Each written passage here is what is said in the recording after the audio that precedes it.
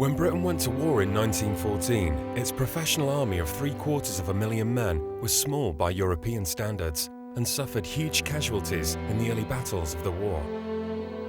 Over the next 4 years, 8 million men were conscripted or recruited into the British Armed Forces. Almost half came from outside the UK. Without their service and sacrifice, Britain would have lost the war.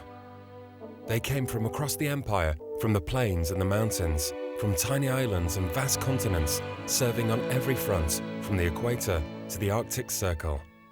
Wherever they came from, they served the same cause half a world away from home, and 1 in 10 of them never made it back.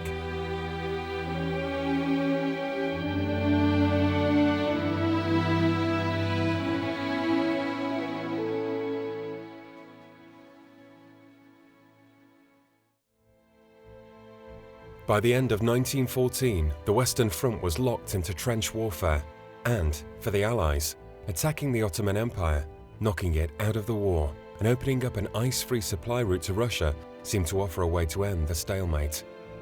The crumbling Ottoman Empire had allied itself with the Central Powers, hoping to regain former territories in the Balkans and North Africa. Its attacks on British-ruled Egypt failed, and the Allies turned their attention to the Straits of the Dardanelles, hoping to force them open through naval power and capture Constantinople, the Ottoman capital.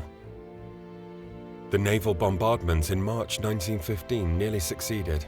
The French and British navies pounded the shore fortresses to the edge of destruction, but then disaster struck. 3 Allied battleships hit mines and sank. The attack was abandoned, and a land invasion of the Gallipoli Peninsula was attempted.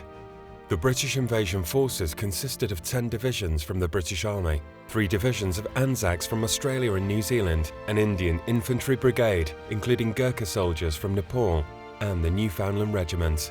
Additionally, the Indian Mule Corps and the Zion Mule Corps, which was largely raised from Jewish refugees living in Alexandria, were absolutely crucial to keeping the army supplied. British troops landed at Cape Helles on the tip of the peninsula and Anzac troops halfway down the western shore.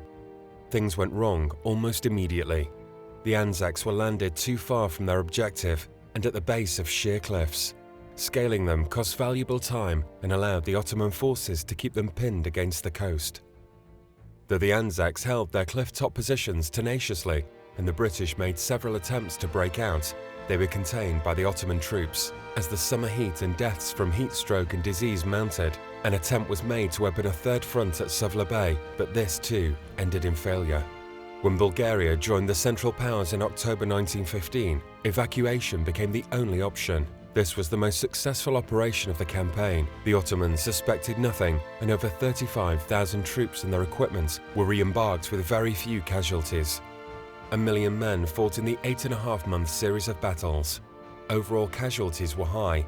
The Allies lost almost 60,000 dead and 120,000 wounded, and, in spite of the bravery of the troops, with 37 VCs awarded, the knockout blow had failed, and a long campaign through Palestine and Syria had to be fought in order to defeat the Ottomans. The campaign's chief architect, Winston Churchill, became a political outcast. Yet the suffering and sacrifice had not all been for nothing. From it, the Australians and New Zealanders had developed their sense of identity, new nations that were born on the shores of the Dardanelles.